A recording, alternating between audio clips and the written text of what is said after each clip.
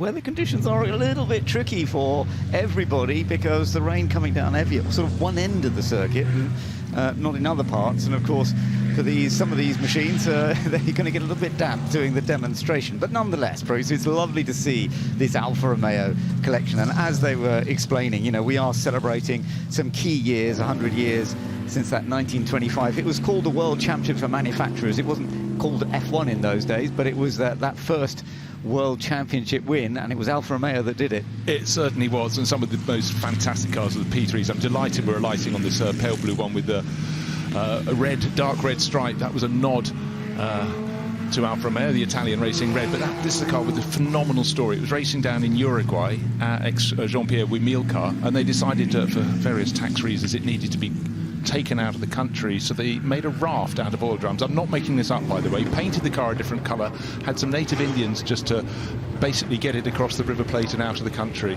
and then it was recovered to go on to do other things. The longer the history of a car, the more unlikely some of these elements were, but also cars went all around the world. But the P3, still just such a fantastic car, so brilliantly developed. And of course, if you look at the P3 that's following, it's got the great big Ferrari badge at the front of the nose. You can just see it up high, the prancing horse, because of course Enzo Ferrari ran the team for Alfa Romeo, and he made sure that when it looked like P3 was the ones to have, he bought the entire stock.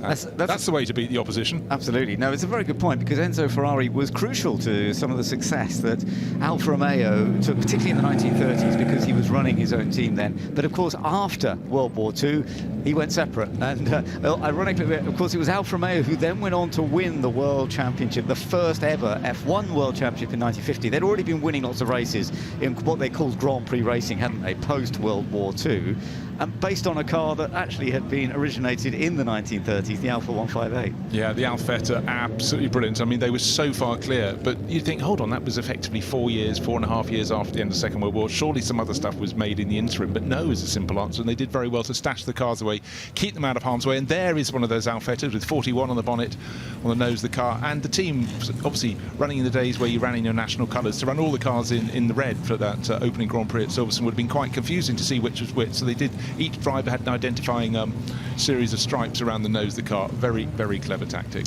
Yeah, it was a clever, and it had a 1.5 litre supercharged engine, which in the 1930s, when they started building those, it had just under 200 brake horsepower. But I gather that, you know, by the time they got up into 1951, 51 was the last year that Alfa continued, they were getting up to about 400 brake horsepower, weren't they? They were, and oh, wonderful rainbow. That also means the sun is coming back over Goodwood. We don't want this display, this celebration of Alfa Romeo's centenary of taking that first World Championship in 1925, to be spoilt by the rain. But, you know, beautiful shots over here.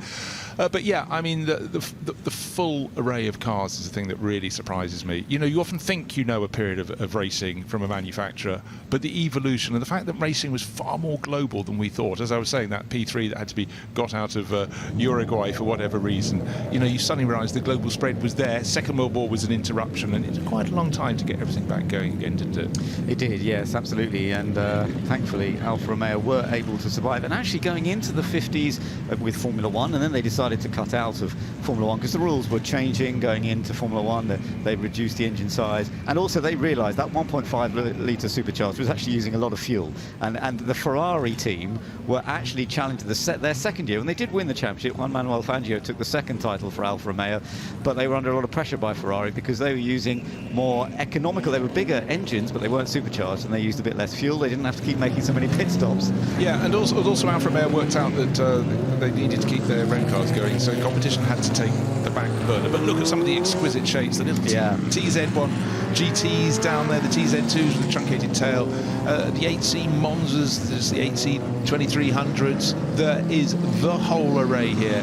You get down towards the back of the ones I like almost the most, the little Giulia Sprint GTAs, just so exquisite in touring car racing across Europe in the mid-1960s. So something for everyone with Alfa Romeo, and it is a manufacturer that always has had competition at its heart. Absolutely, and it went right on into the 1970s, isn't it? Because 50 years ago, we're still sort of celebrating when Alfa Romeo dominated the World Sportscar Championship with the Tipo 33 TT12. I'm not sure if there are a couple of them here, or slightly earlier versions. I'm not sure I've seen any out on track No, yet. I think they're in the Monza pit lane. Yeah. That's the special pit lane. In fact, I could probably look out the commentary box window and see if they're still down there. They're in a wonderful display. Not all the cars are runner, but we've got the Disco Volante out there, and so many other things out there to enjoy. The little Giuliettas from the 50s. But the thing that always gets me when you go and look at these cars, each one, even though it's supposed to be the same model, has an evolution of some sort, and that very much is the story of the 20s and 30s.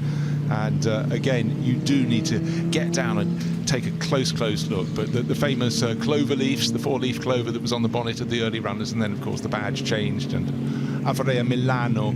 But also you get the development cars, the one with the white bonnet on the red bodywork. You know, that is one which was a muletto. It was for testing engines, it was for testing tyres, and that sort of became the accepted terms. But as we can see with the model with the 82.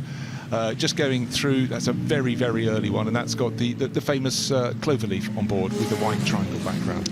Absolutely, and of course what we're looking at is a mixture of the Alfa 8C 2300, which very much tells us what the engines were. 8C means 8-cylinder, 2300 means it's a 2.3-litre engine. That's how they named them. But so they were then named after Monza, for example, because they had so much success. For example, just in 1933, those type of cars won 14 major events. They were so dominant in that period. Yeah, they really were. But you know, when you trace back to the very, very early models, there's something rather special about them. And the fact we've got some here that have been in families, that the Mann family has owned one of the cars here since the 1950s. That's generations of being passed from hand to hand. Absolutely wonderful, yeah.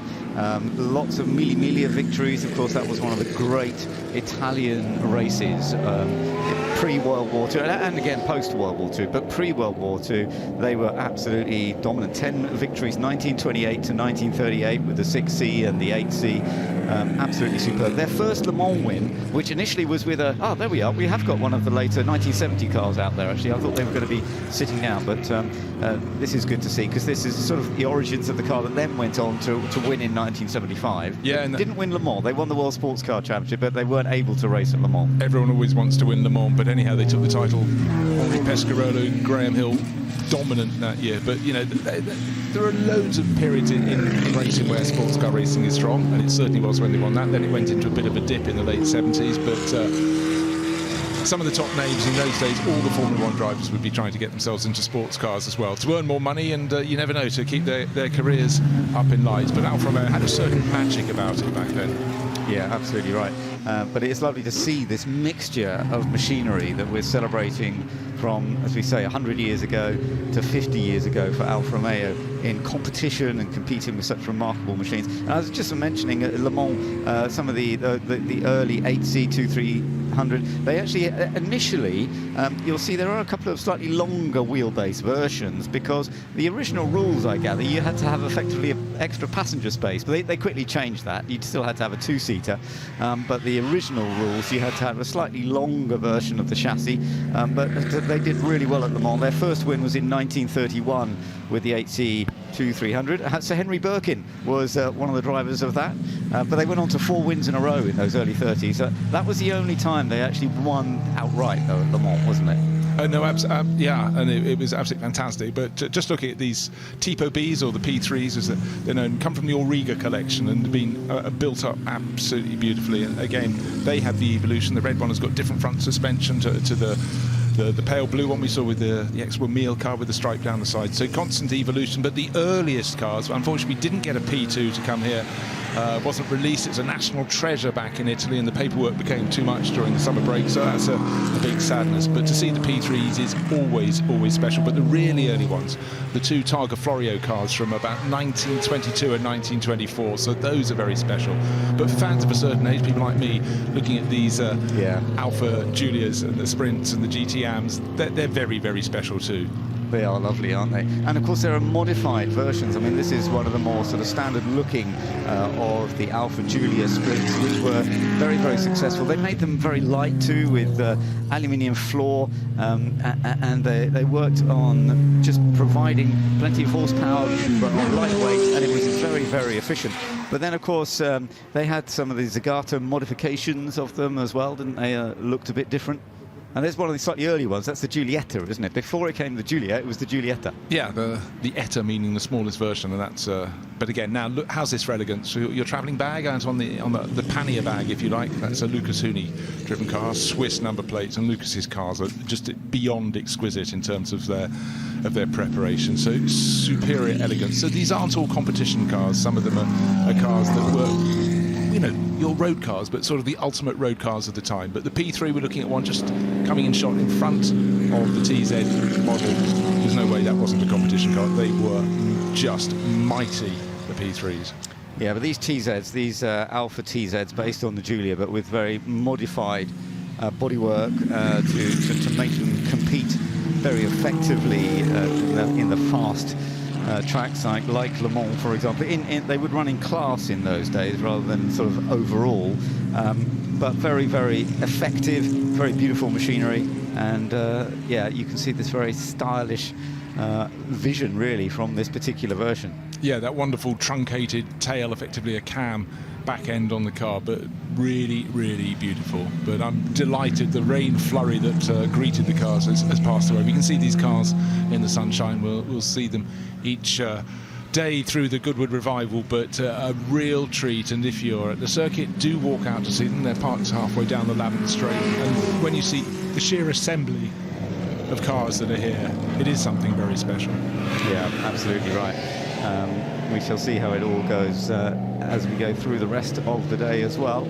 There's another of the more straightforward Giulias. That's the Jolly Club version there, the number 176.